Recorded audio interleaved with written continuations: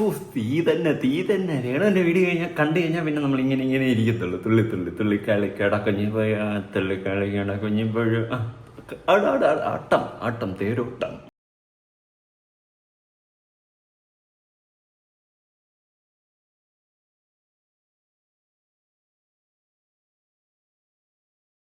Step பண்ணி வச்சிருக்கேன். எப்படிடா உன்னால இந்த மாதிரி ஸ்டெப் எல்லாம் முடியுது? எனக்கு தெரியாதுடா, தெரியாது ரேணு, தெரியாது. உன்னால எப்படி இந்த மாதிரி எல்லாம் டஃப்பான ஸ்டெப் எல்லாம் ஆட முடியுது? கொஞ்சம் சொல்லி தருவியா? ஓ தீ ஓ ഇതെന്താ വേറെ ലെവൽ സ്റ്റെപ്പ്. ഓ തീ കട്ടത്തീ. ആട് എല്ലാരും ആട് കട്ടത്തീ. ഓ തീർന്നു. ഒരു 5 മിനിറ്റ് ഡാൻസ് കളിക്കാമെന്ന് വിചാരിച്ചപ്പോൾ രേണുവിൻ്റെ പാട്ടും തീർന്നു. ഓക്കെ, ആദ്യം തന്നെ ഇൻട്രോയിൽ തന്നെ നമുക്ക് ഡാൻസ് കളിച്ചുകൊണ്ട് ആരംഭിക്കണമെന്ന് എൻ്റെ ഒരു ആഗ്രഹമായിരുന്നു. രാവിലെ ഉറക്കുണിട്ടിരിക്കുന്നവരൊക്കെ ഉറങ്ങാതെ പെട്ടെന്ന് തന്നെ ഒരു ആരവത്തോടെ ഡാൻസ് കളിച്ചുകൊണ്ട് തുടങ്ങട്ടെ ഇന്നത്തെ ദിവസം എന്ന് വിചാരിച്ചു. ഓക്കെ, രേണുവിൻ്റെ 101 1001 നുണക്കഥകൾ. ഇപ്പം പറയുന്നില്ല അപ്പം പറയുന്നില്ല ഇപ്പം പറയുന്ന ആകെ ഇവള് മാറ്റി പറയാത്തുള്ള തന്തയുടെ പേര് മാത്രം. ബാക്കി എല്ലാം ഇവള് മാറ്റി പറഞ്ഞു. തങ്കഞ്ചേട്ടൻ്റെ പേര് മാത്രം ഇതുവരെ മാറ്റി പറഞ്ഞിട്ടില്ല. ബാക്കി എല്ലാം ഇവള് മാറ്റി പറഞ്ഞു. തങ്കഞ്ചേട്ടാ സുഖമല്ലേ? ഇടയ്ക്കിടയ്ക്കൊക്കെ എൻ്റെ കമൻസ് വരാറുണ്ട്. തങ്കഞ്ചേട്ടനെ ഇടയ്ക്കിടയ്ക്കൊക്കെ ഒന്ന് അന്വേഷിക്കണം, തങ്കഞ്ചേട്ടൻ ഇപ്പം എന്ത് ചെയ്യണമെന്നൊന്നും അറിയത്തില്ല, തങ്കഞ്ചേട്ടനെ കുറിച്ച് ആരെങ്കിലുമൊക്കെ എന്തെങ്കിലുമൊക്കെ പറയണമെന്ന്. തങ്കഞ്ചേട്ടാ സുഖമല്ലേ? ആരന്വേഷിച്ചിട്ടില്ലെങ്കിൽ അതിലന്വേഷിക്കും. കാരണം നമ്മൾ തമ്മിൽ മീറ്റ് ചെയ്തിട്ടുള്ളതാണ്. തനിക്കെന്താ എന്ന് ചോദിച്ച തങ്കഞ്ചേട്ടനെ ഞാൻ ഒരിക്കലും എൻ്റെ ജീവിതത്തിൽ മറക്കത്തില്ല. കാരണം അത്രയ്ക്ക് ബോണ്ടാണ് എനിക്ക് തങ്കഞ്ചേട്ടനുമായിട്ട്. തനിക്കെന്താ? എൻ്റെ മോൾ എന്നാ വേണോ കാട്ടിക്കൂട്ടിക്കൊട്ടാൻ, തനിക്കെന്താ? അത് മറക്കില്ല ജീവിതത്തിൽ. തങ്കഞ്ചേട്ടാ സുഖമല്ലേ? ആരോഗ്യമൊക്കെ നോക്കണം. മറ്റേ ആൻറ്റിയോപ്ലാസ്റ്റി എന്തൊക്കെ ചെയ്തു വെച്ചോട്ടൊക്കെ എനിക്ക് ഇരിപ്പുണ്ട്. എല്ലാം ആരോഗ്യമൊക്കെ നോക്കണം. തങ്കഞ്ചേട്ടനൊക്കെ എമ്പക്കം വന്നു. ഒരു 1001 വയസ്സ് വരെയെങ്കിലും തങ്കഞ്ചേട്ടൻ ഈ ഭൂമിയിൽ ഉണ്ടാവണം. ഇതെല്ലാം കണ്ട് കേട്ടാ. അതുകൊണ്ട് തങ്കഞ്ചേട്ടാ ആരോഗ്യമൊക്കെ നോക്കണം. എന്ത് ഇഷ്യൂ ഉണ്ടെങ്കിലും രേണുവിൻ്റെ അടുത്ത് പറഞ്ഞാൽ മതി. എൻ്റെ അടുത്ത് പറയാനൊന്നും പറയല്ല. ഓക്കെ, അപ്പം നമുക്ക് ഒരു അരുവേം തുടങ്ങാം. പണ്ട് ഇങ്ങനെ തന്നെ കഥയിലോട്ട് പോവാം. ബാ. എന്താ വോയിസ് ഇല്ലേ? ദൈവമേ, വോയിസ് അടിച്ചു പോയ ഇവളെന്താ ഒന്നും മിണ്ടാത്ത? എന്താ വാ കൊണ്ട് ആക്ഷൻ കാണിക്കുന്ന ഇവള്? എന്നടാ പണി വെച്ചിരിക്കേ? മൊത്തം വോയിസും അടിച്ചു പോച്ചാച്ചിടാ. എന്നാലും നമ്മുടെ രേണുവിന്റെ സൗണ്ട് ഇവിടെ പോയി കേൾക്കുമ്പോ തന്നെ വിഷമാവുന്നു. വന്നു സൗണ്ട് തിരിച്ചു വന്നിരിക്കുന്നു. അപ്പൊ ആദ്യം തന്നെ നമ്മുടെ ലക്ഷ്മി നക്ഷത്രയുടെ പഴയൊരു ക്വസ്റ്റ്യൻ ആണ്. എന്താ ചെയ്തിരുന്നേ? പറയൂ, കേൾക്കട്ടെ. ആവോ ജൽദി ആവോ. ഏവിയേഷൻ കഴിഞ്ഞ രേണുവിനെയാണ് നമുക്ക് കാണാൻ സാധിക്കുന്നത്. ഏവിയേഷൻ കഴിഞ്ഞു എന്നാണ് പറയുന്നത് കേട്ടാ തോന്നി ഇവള് പ്ലെയിനിൽ കയറിയിരുന്ന പ്ലെയിൻ ഒട്ടിച്ചു തള്ളു ഇമ്മാതിരി തള്ളു. ഏവിയേഷൻ പഠിപ്പിക്കുന്ന കോളേജിന്റെ നടയെ കൂടി എന്തോ പോയി എത്തി നോക്കിയെന്ന് തോന്നുന്നു. പിന്നെ ഇവളുടെ കൂടെ പഠിച്ചവൾ തന്നെ പറഞ്ഞിട്ടുണ്ടായിരുന്നു പണ്ടേക്ക്. പോട്ട്. അതെ, ഞാൻ ബാംഗ്ലൂർ എയർപോർട്ടിൽ പോയിട്ടുണ്ട്, ദുബായ് എയർപോർട്ടിൽ പോയിട്ടുണ്ട്, ഞാൻ ഇന്ത്യൻ എയർപോർട്ടിൽ പോയിട്ടുണ്ട്, ആഫ്രിക്കൻ എയർപോർട്ടിൽ പോയിട്ടുണ്ട്. എന്ന് പറഞ്ഞ് തള്ളി മറിക്കുന്ന അല്ലാണ്ട് ഒരു തേങ്ങ നടക്കുന്നില്ല. കോപ്പ്.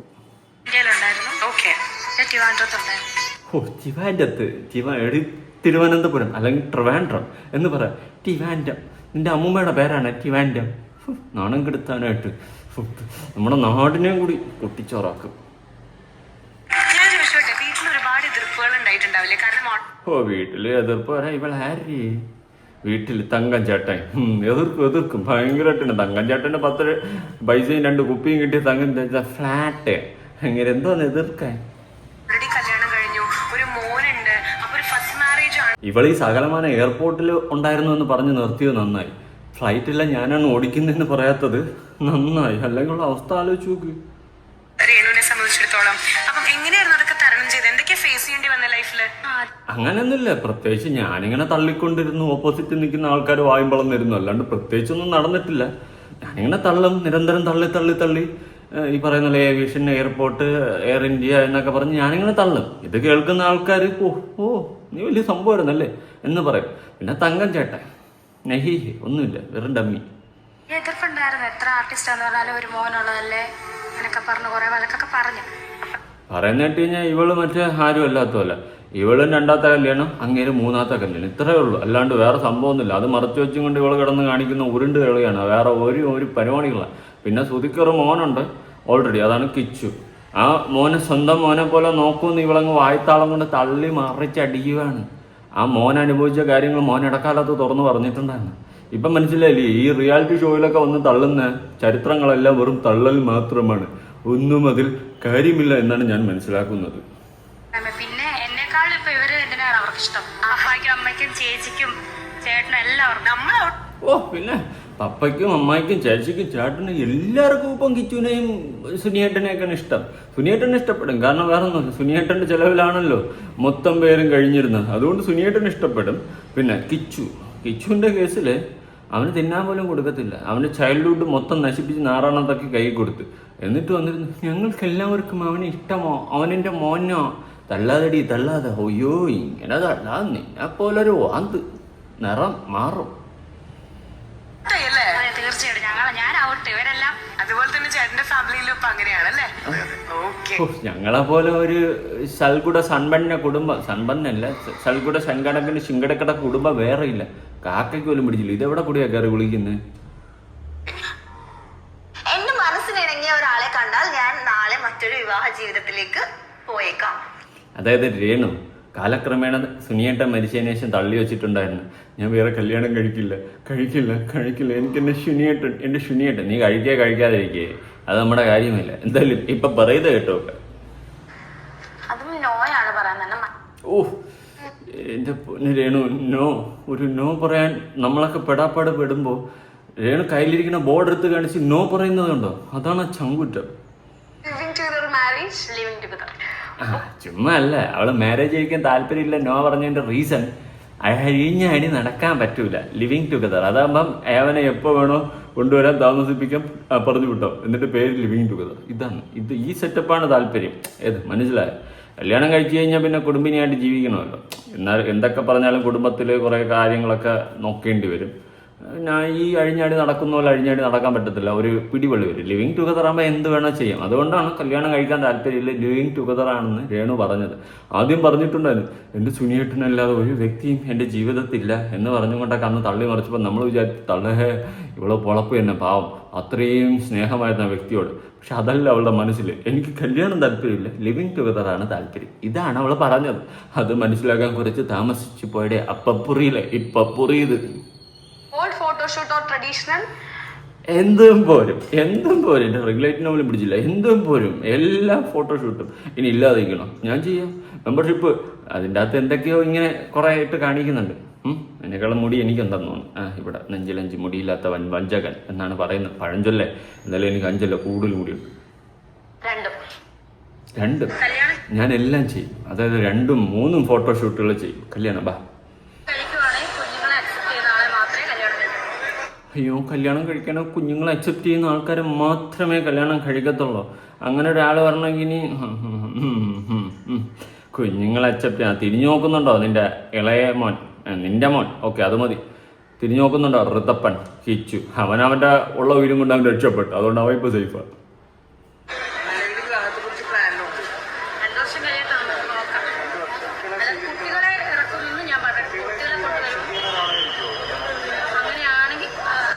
എന്തൊക്കെയോ തള്ളി മറിക്കണം.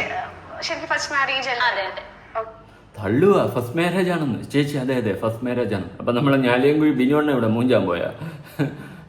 സോറി, അതിൽ നല്ല വാക്കുകൾ യൂസ് ചെയ്യണം. എൻ്റെ ഓഡിയൻസ് എന്നോട് പ്രത്യേകം സജസ്റ്റ് ചെയ്യുന്നതാണ്, റിക്വസ്റ്റ് ചെയ്യുന്നത്. അപ്പൊ വീട്ടിലൊക്കെ എങ്ങനെയാ ചേച്ചി ഇതൊന്ന് 7-8 മാസം കഴിഞ്ഞിട്ട് അറിയിച്ചത്? അപ്പൊ ബിനു ചേട്ടൻ എന്ത് തള്ളാടാ തള്ളുന്നത്? വീട്ടിൽ 7 മാസം കഴിഞ്ഞിട്ടാണ് അറിയിച്ചത്. വീട്ടുകാരോടെ പ്ലാൻ ചെയ്തതെന്നാണ് ഈ സുനിയേട്ടനെ പിടിച്ച് എൻ്റെ അകത്തോട്ടിട്ടത്. എന്നിട്ട് 7 മാസം കഴിഞ്ഞാണ് അറിയിച്ചത്. തള്ളു തന്നെ. ഇവരുടെ കേട്ടോ ഭയങ്കര അടുത്ത ബന്ധമായി താലി വരെ കെട്ടിയ അവസ്ഥയായി. വീട്ടിന്റെ അടി കഴുത്തക്കണം ഒന്നുമില്ല ചേച്ചി, നീ ഒന്ന് കാണിച്ചു. താലി കെട്ടിച്ച വീട്ടിലേക്ക് പോയി. കുറച്ച് കൂട്ടുകാരൊക്കെ ശ്വാസിൽ വെച്ചിട്ട് അത് ഒരു 5-6 മാസം കഴിഞ്ഞപ്പോൾ എല്ലാ മാസം കാണാൻ പോകും. 2-3 അപ്പൊ എന്നാ കല്യാണം കഴിഞ്ഞേ? അത് ആ സമയത്ത് ആ ഇടയ്ക്ക് തന്നെ കിച്ചുവാണ് താലി എല്ലാം മേടിച്ചത്. ഞങ്ങള് ലുലുമാളി പോയി എറണാകുളത്ത്. കിച്ചു താലി മേടിച്ചു തന്നു. ഞങ്ങള് ലുലു പോയിട്ട് അതുകൊണ്ടായിരിക്കും നീ ഒരുപാട് അവനെ അങ്ങ് എടുത്ത് കൊഞ്ചിച്ച് സ്നേഹിച്ച് വാഴിച്ചത്. തള്ളാതെ ഇരുന്ന് തള്ളാതെ നീ നിർത്ത്, നിന്റെ നാടകം നിർത്ത്. നീ ഒരുപാട് ഇന്റർവ്യൂവിൽ പോയിരുന്ന് പല പ്രാവശ്യം പല കള്ളങ്ങളും വിളിച്ചു പറഞ്ഞ് തള്ളി മറിച്ച് അവസാനം എല്ലാം എക്സ്പോസായി മുഞ്ചി തിരിഞ്ഞ് കമ്പിത്തിരി അവസാനം കിച്ചു എടുത്ത് അണ്ടാക്കി അടിച്ചു തന്നത്. സന്തോഷം. ശ്വാസിൽ വെച്ചിട്ട് ജസ്റ്റ് എല്ലാവരുടെയും മുന്നിൽ കുറച്ച് കൂട്ടുകാരുണ്ടായിരുന്നു, അവര് പോലും പിന്നെ നമ്മളെല്ലാവരും നാട്ടുകാരുടെ മുമ്പിൽ അല്ലാണ്ട് മറ്റേ കട്ടിൻ്റെ അടിയിലിരുന്ന കല്യാണം കഴിക്കാൻ എനിക്ക് പഠിതല്ല എല്ലാം ജസ്റ്റ് എല്ലാവരുടെ മുമ്പിൽ എനിക്ക് വിട്ടിട്ടില്ലത്. ഇനി ഒരു വിവാഹത്തെ പറ്റി ചിന്തിക്കുന്നുണ്ടോ എന്ന് ചോദിച്ചാൽ എടാ നീ ആദ്യം ഏതെങ്കിലും ഒന്നിൽ ഉറച്ചില്ലടാ. ഒന്നേ ലിവിങ് ടുഗദർ പിടി, അല്ലെങ്കിൽ കല്യാണം പിടി. ഇത് രണ്ടിന്റെ ഇടയിൽ കിടക്കുന്ന മറ്റേ പരിപാടി പിടിക്കാതെ. ഇനി ചിന്തിക്കാതിരുന്നുകൂടാന്നില്ല, ചിലപ്പോ ചിന്തിക്കുമായിരിക്കും. പക്ഷെ ഇതുവരെ ഇപ്പൊ ഈ ഇരിക്കുന്ന നിമിഷം വരെ എന്തായാലും ഞാൻ ചിന്തിച്ചിട്ടില്ല. എന്നിട്ട് ഈ ഇരിക്കുന്ന നിമിഷം ഇനി മുന്നോട്ട് എന്താന്ന് എനിക്ക് ഞാൻ എന്നും പറയുന്നില്ല. മുന്നോട്ട് ചിലപ്പോ ചിന്തിക്കാതിരിക്കാം. എന്തായാലും കുറെ പ്രപ്പോസൽസ് ഒക്കെ വന്നായിരുന്നു. അപ്പൊ ഞാൻ പറയുന്നത് എന്താന്ന് വെച്ചാൽ അലിൻ ജോസ് പെരേര, ആറാട്ടണ്ണൻ, അഭിലാഷ്, വേറൊരുത്തണ്ടല്ലോ വിഷ്ണു കൊച്ചിക്കാരൻ, ഇവനൊക്കെയാണ് വന്നത് ആലോചന. ഞാൻ അങ്ങോട്ട് നോക്കി മുഖത്ത് നോക്കി പ്രപ്പോസൽ ചെയ്യുന്നുണ്ട്. ഞാൻ അടുത്ത് പറയും കുറച്ച് ഞാൻ പറയുന്ന എമൗണ്ട് എന്റെ ഫിക്സഡ് ഡെപ്പോസിറ്റ് എന്റെ മക്കളുടെ അക്കൗണ്ടിൽ ഇട്ടാ വേണം എന്റെ കല്യാണം കഴിക്കാൻ. അപ്പൊ പൈസക്ക് വേണ്ടിട്ട് കല്യാണം കഴിക്കും, കൊള്ളാമല്ല. അതായത് പണം, അവിടെ നിനക്ക് പണം പണം പണം ഈ ഒരൊറ്റ ചിന്തയേ ഉള്ളൂ. അല്ലാണ്ട് ബന്ധങ്ങളുടെ വിലയൊന്നുമില്ല. എൻ്റെ മക്കളെ നോക്കാൻ വേണ്ടിയിട്ട് കോപ്പ് നീ മക്കളെ നോക്കാൻ വേണ്ടിയിട്ടുണ്ടോന്നല്ല, നിനക്ക് കഴിഞ്ഞാടി നടക്കാൻ വേണ്ടിയിട്ട് ഫിക്സഡ് ഇട്ട് തന്നു കഴിഞ്ഞാൽ നീ മിണ്ടാതിരിക്കുക. ഇങ്ങനെ പറ, അത് പറ നീ. അല്ലാണ്ട് കിടന്ന് കണകുണാന്ന് പറയണ. പൈസക്കാരനെയാണോ കേട്ടാ നോക്കുന്നത്? അങ്ങനെയല്ല, ഞാൻ തമാശ രീതി പറഞ്ഞാണ്. വേണമെങ്കിൽ നമുക്ക് നോക്കാം. പൈസക്കാരനപ്പൊ എനിക്ക് ഓടി നടക്കണ്ടല്ലോ, എനിക്ക് തെറിയൊന്നും കേൾക്കണ്ടല്ലോ, ഞാൻ വീട്ടിൽ ഇരുന്നാ പോരെ. അദ്ദേഹം കാശുണ്ടാക്കിയ അത്തരത്തിലൊരു പണക്കാരൻ വന്ന് രേണു ചേച്ചിയെ കെട്ടുകയാണെങ്കിൽ ചേച്ചി സോഷ്യൽ മീഡിയ അല്ലെങ്കിൽ പരിപാടിയൊക്കെ നിർത്തുവോ? അതാലോചിക്കണം. അത് നിർത്തിക്കഴിഞ്ഞാൽ നമുക്ക് കഴിഞ്ഞാടാൻ പറ്റത്തില്ലല്ലോ. നമുക്ക് കഴിഞ്ഞാടുന്നത് അക്സെപ്റ്റ് ചെയ്യുന്ന എവനെയും ഉണ്ടെങ്കിൽ വാ. അങ്ങനെ ഒരുത്തനുണ്ടെങ്കിൽ അലിൻ ജോസ് പെരേര നോക്ക്, അവനാകുമ്പോൾ വിവരം ബോധം പൊക്കണമില്ല. നമുക്ക് നമ്മുടെ ലൈഫ് അല്ലേ ഏറ്റവും ആണോ? എന്റെ ലൈഫ് ഏതായാലും ഇങ്ങനെ ആയിപ്പോയി, തീർന്നു. കാരണം വിധി ഇങ്ങനെ ആക്കി. എന്ത് തീർന്നു? കണ്ട അപരാധങ്ങളും കാട്ടപരാധങ്ങളും കാണിച്ചുകൊണ്ട് നടക്കുന്നതൊക്കെ നിന്റെയൊക്കെ ലൈഫ് എന്ത് തീർന്നെന്ന്? 4 വയസ്സായിട്ടുള്ളൂ. 4 വയസ്സില്ലേ?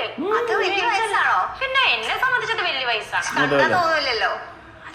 കണ്ടാ തോന്നിട്ട് ഞാൻ കണ്ടാ തോന്നിക്കോളൂ. എനിക്ക് വിഷയമൊന്നുമില്ല. സന്തോഷം കണ്ടാൽ. അതെ നല്ലത്. എന്റെ വയറ് നല്ലതാണ്, ഞാൻ കാണിക്കും. അത് ചുമ്മാ കാണിക്കുമല്ലേ പൊട്ടടുത്ത്.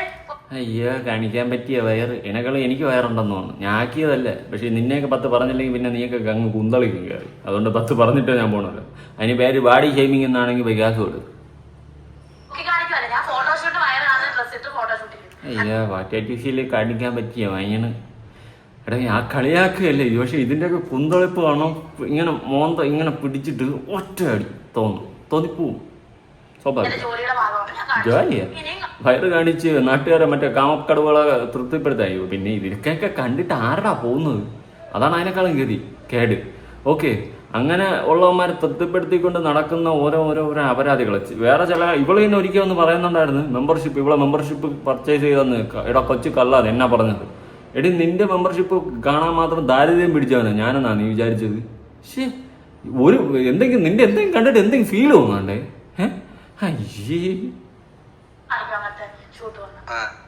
കോപ്പ് എങ്കിൽ പോയി മാറി അവിടെ എവിടെ കുനിഞ്ഞിരുവേ. അതിന് ഫ്ലൈറ്റ് ക്യാൻസൽ ആയി കഴിഞ്ഞാൽ പിന്നെ എടാ ഞാൻ 2 വട്ടം തുറന്നിട്ടല്ലേ ഇവിടെ 10 മുടിയെങ്കിലും കാണാം. അവിടെ ഒരു തേങ്ങയില്ല കാണാം. പിന്നെ എന്നാത്തിനാ ഇങ്ങനെ തുറന്നിട്ട് കൊണ്ട് കയറി ഈരവത്തുണ്ടാക്കിയിരിക്കുന്നത് കോപ്പ്? ചോക്ലേറ്റ് എടുത്ത് കുഞ്ഞിരിക്കും. അയ്യോ, ഇതാണ് നേരത്തെ പറഞ്ഞ വയാണ്. അയ്യോ കാല്, ഇതാരെന്നാ ഉള്ള വിചാരം കോപ്പ്? ആണോ? ഓ ഇതൊക്കെയാണ് ബോൾഡായി. നിങ്ങൾ തൊട്ട് മുമ്പേ കണ്ടില്ലേ? ബോൾഡായി, നല്ല 1 തരം ബോൾഡായി. ഇപ്പം ലക്ഷ്മി നക്ഷത്രം, നിന്നെ ഞാൻ ഒരിക്കലും മറക്കില്ല. നീ ഒറ്റ കാരണമാണ് ഇതെല്ലാം കേരളക്കാരെ ഫേസ് ചെയ്യേണ്ടി വന്നത്. രേണു സാധാരണ ഒരു യുവതിയല്ല, സെലിബ്രിറ്റിയാ. അതോടെ തീർന്നു. എന്തൊക്കെയാ പുതിയ ഡിസിഷൻസ് ഒക്കെ എടുത്തിട്ടുള്ളത്? നമുക്ക് എന്നും ഇങ്ങനെ കരഞ്ഞിരിക്കാൻ പറ്റില്ല. രണ്ടുപേരെയും നമ്മൾ വല്ലപ്പോഴും കരഞ്ഞിരി. അപ്പൊ എന്തായാലും നമ്മൾ ചെയ്യാൻ പോണേ? രണ്ടുപേരും നോക്കും. നോക്കാം നന്നായിട്ട് ഇങ്ങനെ നോക്കും. ബസ്സിലിരിക്കുമ്പത്തേനെ പുറകിന്ന് വാവുട്ടാന്ന് വിളിച്ചു. ഞാൻ തിരിഞ്ഞു നോക്കിയപ്പോ സൂചേട്ടൻ. അയ്യോ സൂചേട്ടനോ? അപ്പൊ സൂചേട്ടൻ പറഞ്ഞു, വാവുട്ട ഞാൻ മരിച്ചൊന്നുമില്ല, വണ്ടി ഇടിച്ചപ്പത്തേന് എന്റെ തല ഇടിച്ച് എന്നെ എല്ലാരും കൂടെ പോസ്റ്റ്മോർട്ടം ചെയ്ത് കൊണ്ട് കുഴിച്ചിട്ടാ വാവുട്ട. എല്ലാരും എന്നെ തുറിച്ച് നോക്കുന്ന എന്നാന്ന് ചോദിച്ചു. ചേട്ടൻ മരിച്ചെന്നോർത്ത എല്ലാരും തുറിച്ച് നോക്കുന്നെന്ന് പറഞ്ഞു. അപ്പൊ ഞാൻ ചോദിച്ചു, ചേട്ടൻ എവിടെ പോവാ? ഞാൻ സ്റ്റാർ മാജിക്കിന് പോവാ കേട്ടാ. ഞാൻ പറഞ്ഞു, ചേട്ടൻ ഇത്രയും ദിവസം മാറി നിന്നിട്ട് ഇനിയും പോവാണോ? കുറച്ച് കഴിഞ്ഞ് പോയാൽ മതി എന്ന് പറഞ്ഞു. ഞാൻ പിന്നെ ഏട്ടനെ കൂട്ടിക്കൊണ്ട് വീട്ടിൽ കൊണ്ട് ചെന്ന്. അപ്പൊ ആൾക്കാരെല്ലാം കാണാതെ പാത്ത് കൊണ്ടുപോയി. കാരണം മരിച്ചെങ്കിലും ഞങ്ങൾക്ക് സൂചിച്ചേട്ടൻ വരുവാണ്, അത്രയും ഞങ്ങൾക്ക് ആരും കാണണ്ട. ഏട്ടനെ ഞാൻ പാത്ത് കൊണ്ടുപോകാന്ന് പറഞ്ഞു കൊണ്ടുപോയി പകുതിയായപ്പോൾ ആള് മാഞ്ഞു പോയി. അപ്പൊ എല്ലാരും അടുത്തുള്ളവരൊക്കെ പറഞ്ഞ് രേണു സൂചിച്ചേട്ടൻ മരിച്ചതാ, അത് സൂചിച്ചേട്ടനല്ല, ആത്മാവ് വന്നാന്ന്. ആത്മാവ് ഏത് മാവ്? ആൽമാവ്. ഞാൻ വൈക്കമാവ് വേറെ പല മാവും കേട്ടിട്ടുണ്ട്. ഇത് ആൽമാവ് വന്നെന്നാണ് നമ്മുടെ റെണുസുത്തി പറയുന്നത്. എന്റെ വാവുട്ട